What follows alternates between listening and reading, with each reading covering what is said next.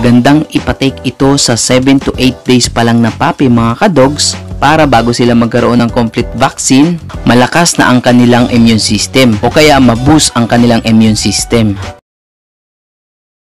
Mga kadogs, meron akong ibabahagi sa inyo na isang malupit at magandang vitamins para sa inyong tuta. Kung mayroon kayong tuta na nagkakaedad lamang ng 7 to 8 days, pwede na ninyong ibigay ang vitamins na ito. Ang tinutukoy ko mga kadogs ay walang iba kundi ang Nacalvit C or Nacalvit C.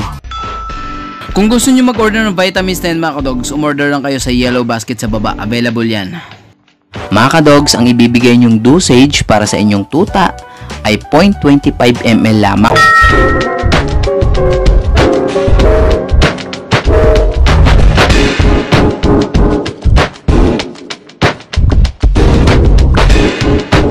Gawin lamang ito once a day mga kadogs. Take note mga kadogs, kapag napatake na ninyo ng vitamins na ito ang inyong tuta, obserbahan ninyo ang kanilang dumi. Kasi kapag napasobra ang pagbigay ng vitamins na ito sa inyong tuta, ay pwede silang magkaroon ng diarrhea o kaya pagtatae. Kaya kung napansin ninyo na parang lumambot o kaya talagang naging parang tubig ang dumi ng inyong tuta, dapat sa susunod na pagbigay ninyo ng vitamins na ito ay bawasan or mas konti na yung dosage. Ito po ay advice po ng vet mga kadogs, kaya legit ang pamamaraang ito.